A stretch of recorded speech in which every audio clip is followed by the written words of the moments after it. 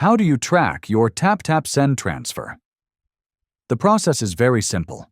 Right after you send money, TapTap Send updates your transfer status inside the app. You can open the app anytime and check whether the transfer is pending, processing, or completed. If you tap on the transaction, you'll see the exact details: the amount you sent, the exchange rate, the recipient's information, and the delivery status. This helps you know exactly where your money is at all times. In most cases, transfers arrive within minutes, especially to mobile wallets. But if there's a delay, the app will show it clearly. TapTap Send may also send you notifications so you don't have to keep checking manually. If something looks unusual, or if it's taking longer than expected, you can contact customer support directly through the app. They usually respond quickly and can check the transfer for you.